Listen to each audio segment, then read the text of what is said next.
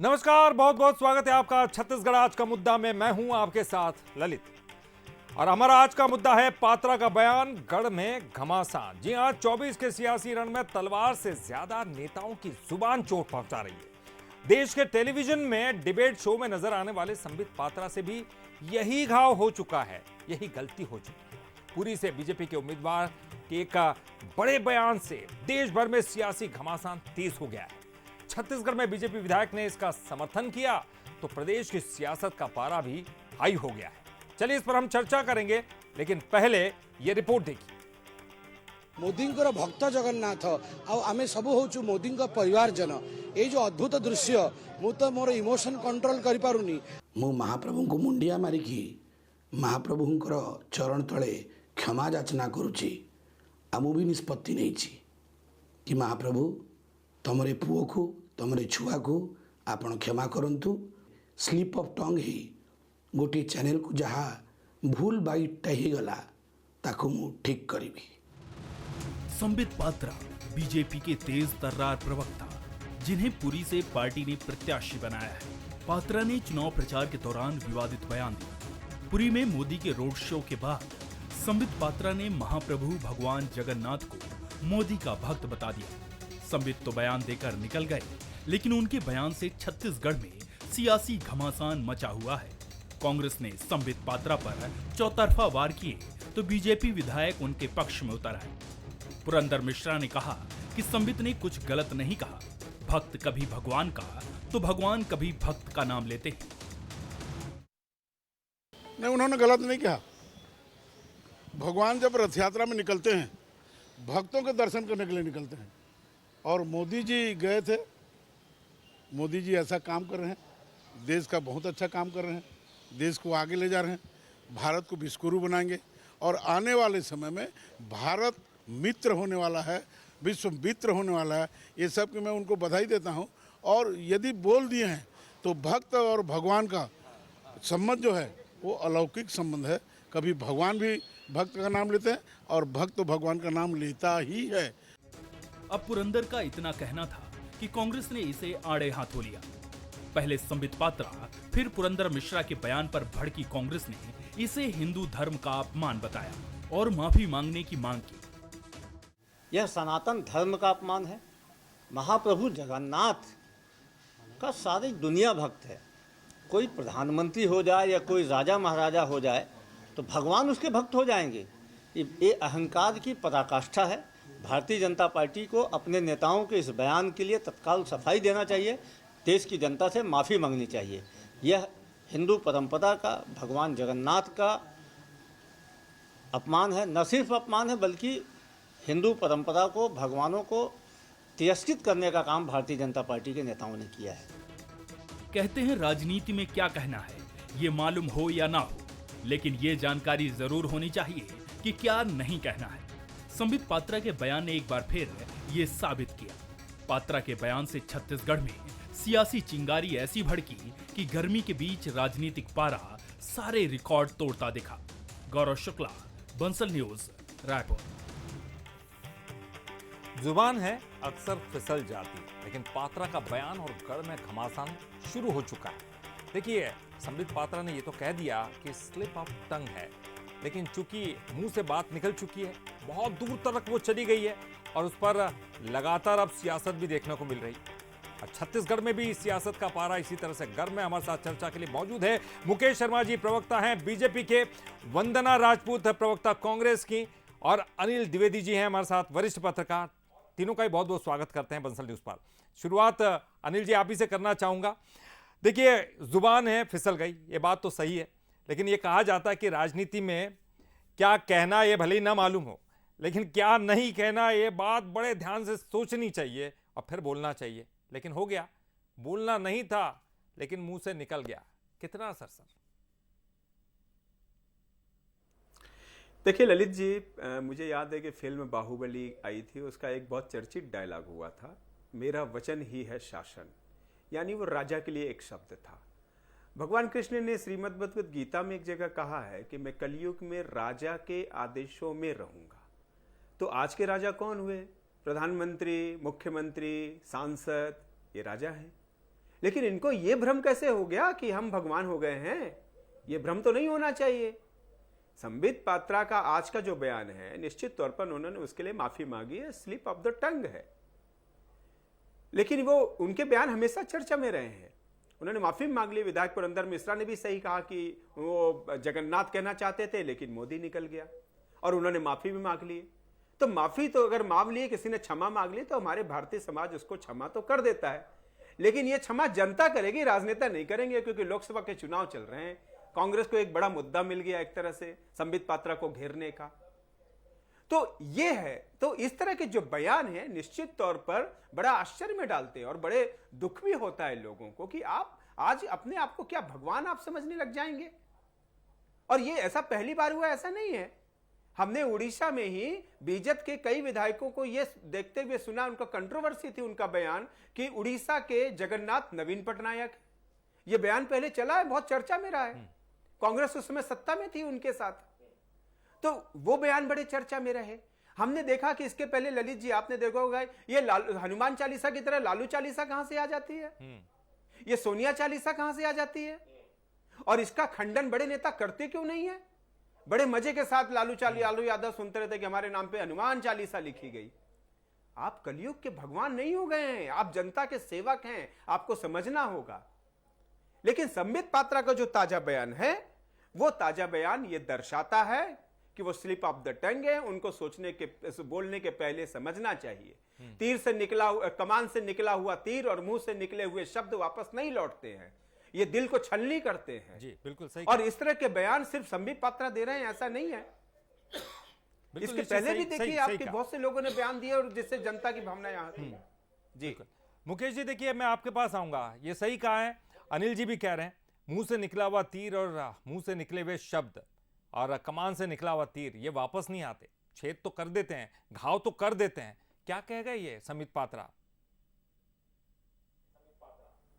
देखिए ललित जी, जब कभी गलती हो जाए और उन्होंने जब कह दिया कि ये जुबान फिसल गई, और वो लगातार ये कहते आ रहे थे कि मोदी जी जगन्नाथ जी के भक्त हैं, ये इसके बाद अनेकों बार इन्होंने उसी समय कहा है। तो यदि उनका जुबान फिसल गया, भीड़ रहती है, बहुत सारी चीजें रहती है, उसके लिए यदि क्षमा उन्होंने मांग लिया, सार्वजनिक रूप से क्षमा मांग लिया, लोगों से क्षमा मांग लिया, उसके बाद ये मुद्दा बनना ही नहीं चाहिए। कांग्रेस पार्टी हताश, निराश, अपने हार को छुपाने के लिए इधर उधर भाग रही कांग्रेस पार्टी को ये इसको मुद्दा बना के अनावश्यक रूप से मीडिया में आने का, दिखने का, ये इनका शौक है। कहीं ना कहीं अब मैं आपको बताऊं, जिस लोकसभा की ये बात कर रहे हैं उस लोकसभा में तो कांग्रेस पार्टी कहीं है नहीं। उनकी प्रत्याशी थी सुचरिता मोहंती, उन्होंने तो टिकट वापस कर दिया। अब ऐसे में कांग्रेस करे क्या? कांग्रेस करे क्या? उनको कुछ ना कुछ तो करना है, कुछ ना कुछ तो बोलना है। तो इस प्रकार के मुद्दे बना रही, अन्यथा जब एक बार क्षमा मांग लिया गया तो ये मुद्दा होना नहीं चाहिए, और मुझे लगता है ये मुद्दा है भी नहीं। ये स्लिप ऑफ टंग है, ये स्पष्ट दिख रहा है। उन्होंने भी कहा स्लिप ऑफ टंग है और उन्होंने इसके लिए माफी मांग दिया। उसके बाद तो ये कोई मुद्दा बनता नहीं है। उसके बाद भी और गहराई में जाके बात करने की कोशिश करते हैं, तो जरा सनातन को समझ लीजिए। सनातन को डेंगू मलेरिया समझने के बजाय सनातन को गहराई से समझ लेते तो आपको सारा उत्तर मिल गया होता। ठीक है वंदना जी, आखिर उन्होंने माफी मांग ली, क्यों इसे मुद्दा बना रहे हैं? आपके पास मुद्दे नहीं है दूसरे? देखिए ललित जी, भारतीय जनता पार्टी की जो नेताओं की जो मानसिक संतुलन है वो बिगड़ चुकी है। इन लोगों को इलाज कराने की सख्त जरूरत है। जैसे संबित पात्रा जी ने कहा कि हाँ मेरी से गलती हो गई और उन्होंने माफी मांग ली, लेकिन इसके एक जो नेता है, विधायक है, वो क्या बोलते हैं, संबित पात्रा ने गलत क्या कहा, ठीक ही तो कहा, इसमें गलती कहाँ नजर आ रही है? मतलब आप देख रहे हो एक तरफ माफी मांगने का जो नाटक रच रहे हैं और दूसरी तरफ उनके ही विधायक और इनके ही नेता बोल रहे हैं इन्होंने गलत क्या कहा। ठीक है कह रहे हैं, मतलब मोदी जी जगन्नाथ भगवान के जो है, उन जगन्नाथ भगवान मोदी जी के भक्त हैं, उनके बोलने का मतलब ये था। हम इसका विरोध कर रहे हैं। हम मानते हैं कभी कभी अपने जो अपन कुछ नहीं बोलना चाहते और वो मुख से निकल जाता है, अपने मुख से वो स्लिप हो जाता है, ये चीज हम मानते हैं, स्वीकार करते हैं। लेकिन इसके ही एक नेता इस चीज को स्वीकार कर रहे हैं कि संबित पात्रा जी ठीक ही तो कर रहे हैं। आप देखेंगे कि भारतीय जनता पार्टी के जो नेता है हमेशा भगवान का या जो हिंदू धर्म के आस्था को इन लोग ठेस पहुंचाने का काम करते हैं। आपको याद होगा ललित जी, एक बार नारा आया था, हर हर मोदी घर घर मोदी। मतलब आप भोलेनाथ का जो मंत्र है आप उनको हर हर मोदी और घर घर मोदी से आप जोड़ रहे हैं, मतलब आप भोलेनाथ की बराबरी कर रहे हैं। आप देखते हैं कि मोदी जी को कभी इन लोग भोलेनाथ की बराबरी मानते हैं, भोलेनाथ से बड़ा बना देते हैं, कभी राम भक्त भगवान से इनको बड़ा मान लेते हैं, अभी देखते हैं कि जगन्नाथ स्वामी से इनको बड़ा बना रहे हैं। तो भारतीय जनता पार्टी जो हिंदू सनातन धर्म है उनका अपमान कर रही है। और खासकर हम देखते हैं अगर जगन्नाथ स्वामी की बात करें, वहां करोड़ों ऐसे भक्त हैं, हमेशा वहां पे लाइन लगी रहती है भगवान के दर्शन करने के लिए। वहां पे हर मतलब दुनिया के हर एक कोने से आती है। तो यहाँ पर तो आस्था का प्रहार किया जा रहा है। भाई आप बोलते हैं इधर हमने गलती की, दूसरे तरफ नेता बोलते हैं कि ये गलती कहाँ है, उन्होंने तो ठीक कहा। तो आप लोग इस चीज को आप लोग का एक लाइन होना चाहिए, अगर गलती हुई तो हुई और नहीं हुई तो नहीं हुई। आप एक तरफ गलती मार रहे हैं और दूसरे तरफ बोल रहे हैं उन्होंने ठीक कहा, ऐसा नहीं चलेगा। आप लोग क्या मानते हैं, मोदी जी को आप भगवान मान लिए हैं? ये हिंदू धर्म है या हमारे जो देश की जो जनता है ये स्वीकार कदापि नहीं करेगा। हम तो कभी कभी देखते हैं रावण भी अपने आप को भगवान मान लेता था। तो सोनिया चालीसा क्या है मैम, लालू चालीसा क्या है? जिस तरह की बात आप कह रहे हैं ठीक है, वो मोदी को भगवान मानते हैं, आप सोनिया को भगवान मानती हैं, या फिर आप राहुल को भगवान मानते हैं। देखिए अपने अपने पार्टी के जो वरिष्ठ नेता हैं उनको सभी भगवान मानेंगे, उसमें कोई गलत बात नहीं है, लेकिन भगवान से तुलना नहीं होना चाहिए, यहाँ तक बात सही है। अनिल जी मैं आपका रुख करूंगा। देखिए अनिल जी, ये कहा जाता है कि मोदी जी बहुत गिने चुने चीज़ों का ही जवाब देते हैं, बड़े सोच समझ के बोलते हैं। कितना भी बड़ा पंगा हो जाए, कितनी भी बड़ी बातचीत हो जाए, कितनी भी बड़ी घटना जो है सियासत में बड़ी बन जाए, लेकिन उनको जहां उत्तर देना वहां उत्तर देना। लेकिन छत्तीसगढ़ में अगर इस तरह के बयान का पलटवार सामने आए या फिर सफाई सामने आई, वो जल्दी पेश कर दी, उसको थोड़ा रुक जाना चाहिए था। शायद इस घटना को बड़ा बनाने की कोशिश बीजेपी खुद ही कर रही है। बिल्कुल, अगर कोई सांसद ये कह रहा है, एक तरफ संबित पात्रा माफी मांग रहे हैं, दूसरी तरफ यदि कोई सांसद ऐसा बड़बोलापन दिखा रहा है तो वो वैसे ही बड़बोलापन है जैसे बिधुड़ी ने संसद में किसी कौम विशेष के लिए शब्द यूज किए थे। तो जनता समझती है आप सांसद हैं, आप जनता के प्रतिनिधि हैं, नेता हैं, किस तरह की भाषा का इस्तेमाल करते हैं, किस तरह की संज्ञा और उपमाएं आप अपने नेताओं को दे रहे हैं। और प्रधानमंत्री नरेंद्र मोदी की बात कर रहे थे आप, मैं उनको वाकई बहुत अच्छा मानता हूं। आपको याद होगा कि उन्होंने 6 महीने पहले अपने पार्टी के सांसदों को कह दिया था कि जनता के बीच बहुत सोच समझ करके बयान दीजिए। मोदी जी बहुत बड़ा दिमाग और बड़ा दिल दिखाते, उन्होंने अपने सांसदों को चुप किया था। कांग्रेस में भी सोनिया गांधी हैं या राहुल गांधी कभी ऐसे बयानों का समर्थन नहीं करते होंगे। बड़े नेता हैं, बड़ा दिल दिखाते हैं। लेकिन ये जो छोटे नेता है, ये सुर्खियों में आने के लिए, जनता के बीच चर्चा में बने रहने के लिए इस तरह के बयान देते हैं, और उसका खामियाजा भी उनको भुगतना पड़ता है। ऐसा नहीं है, कई चेतावनी दी गई है सांसदों को। संबित पात्रा की प्रवक्ता पद से छुट्टी इसलिए हुई क्योंकि वे जनता के बीच अलोकप्रिय होते चले गए थे। उनके बयानों को अब उतना गंभीरता से नहीं लिया जाता था, वो मिमिक्री पर उतर आए थे। तो इसलिए अब वो सांसद का चुनाव लड़ रहे हैं। ठीक है, पहली बार हार गए थे, इस बार मैं चाहूंगा कि शर्मा जी ने मेहनत की है तो वो जीते हैं, सांसद बने, हमारी शुभकामनाएं उनके साथ। लेकिन सांसदों को बहुत सोच समझकर, जनप्रतिनिधियों को सोच समझकर बोलना होगा। जनता है, सब समझती है, चाहे वो किसी भी धर्म की हो, किसी भी समाज की हो। वो आप पे हंसती है, आपके बयानों का इंटरटेन करती है। अगर आप सोचते होंगे कि उससे कन्वर्ट होकर के अगर वो वोट में कन्वर्ट हो जाता होगा तो यह आपकी सबसे बड़ी गलतफहमी है। तो सांसदों को और विधायकों को सोच समझ करके बयान देने होंगे और इस बात की चिंता करनी होगी कि जो आने वाली पीढ़ी है, जो पार्टी में आपके नए युवा नेता हैं, वो आपसे सीख रहे हैं। एक दौर था अटल बिहारी वाजपेयी का, उनको सुनने के लिए, उनके भाषणों को सुनने के लिए कांग्रेस नेता छुप छुप करके रैलियों में आते थे ताकि उनके भाषणों को सुना जाए, कुछ सीखा जाए। नई पीढ़ी आपसे क्या सीखेगी? ये इस तरह के बयान यही दर्शाते हैं। बिल्कुल मुकेश जी, देखिए जनता सब कुछ जानती है, लेकिन नैरेटिव सेट्स होते हैं। किस तरह से मुद्दा बनाती है कांग्रेस, आपकी विपक्षी पार्टी है, देखिए उनको भी तो एक मुद्दा मिला है, लेकिन मुद्दा दिया आपने ही है। इस बात को बड़ा बनाने की कोशिश, क्या आलाकमान से कोई संदेश नहीं आया आपके पास कि भाई रुक जाइए, गलती हो गई है, आप पश्चाताप बहुत जरूरी है, जैसे कि संबित पात्रा ने भी कहा है 3 दिन तक उपवास रखूंगा, लेकिन उसका परिणाम क्या होगा? आप तो उसको फिर जो है खुरेदते जा रहे हैं उस जख्म को। देखिए, पहली बात तो ये मुद्दा होना ही नहीं चाहिए कि यदि कोई इंटेंशनली ये बोले, ये जानकर सोच समझकर ये बात कहे, तो उसका अर्थ अलग होता है। जब इन्होंने कहा कि मेरा जुबान फिसला है और मैं इसके लिए क्षमा मांगता हूं, तो फिर ये मुद्दा है ही नहीं, वो मुद्दा वहीं पे समाप्त हो जाता है। ये इनको मुद्दा बनाना चाहते हैं और वो पार्टी मुद्दा बना रही है। वो पार्टी, मैं आपको बताऊं, दिसंबर 2022 में सलमान खुर्शीद ने कहा था राहुल गांधी राम के जैसे हैं, महामानव हैं। ये होता है महिमा मंडन। कहीं ना कहीं भारतीय जनता पार्टी के हमारे सांसद जी ने भी कहा है, तो वो इंटेंशनली नहीं था, उन्होंने उसके लिए क्षमा मांगा है। अब उसको मुद्दा बना के और वो पार्टी मुद्दा बना रही है जिनके एक अलायंस के साथी ये कहते हैं कि सनातन डेंगू मलेरिया है। इनके राष्ट्रीय अध्यक्ष के सुपुत्र सनातन के बारे में पता नहीं क्या क्या कहते हैं। इनके खुद के आला कमान राम को काल्पनिक कहते हैं।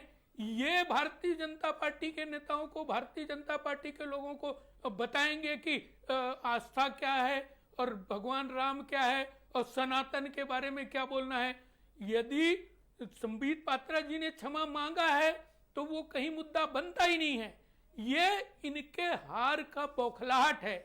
ये स्पष्ट दिख रहा है कि हार की तरफ आगे बढ़ रहे हैं, ये स्वीकार कर रहे हैं। अभी धीरे धीरे देखते जाइए और क्या क्या कहते जाएंगे, ये हार के लिए क्या क्या बहाने ढूंढेंगे। कहीं ना कहीं ये मुद्दा है ही नहीं। भगवान को सदैव, जो भी भगवान हैं, जहाँ के भी भगवान हैं, उनके लिए सदा सम्मान है। जानते हैं भगवान राम क्या है, भगवान जगन्नाथ क्या है। ये हृदय का विषय है, ये आस्था का विषय है।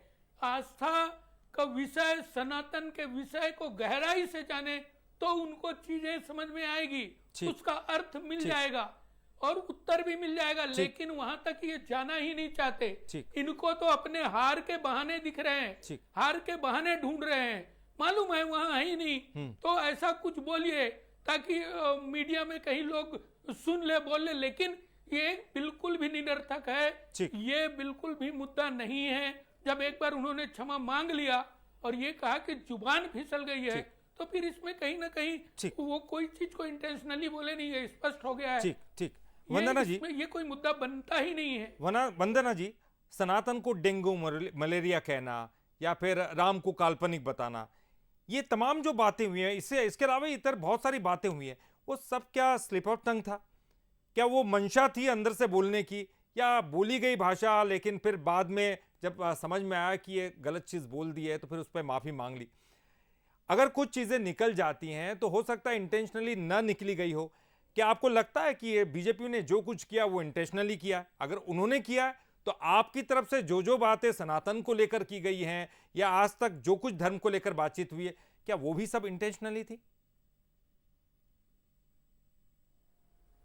देखिए ललित जी, मैंने पहले भी ये साफ कहा कि चलिए ठीक है, संबित पात्रा जी बोल रहे हैं कि मैंने ये, मेरा कहने का ये उद्देश्य नहीं था।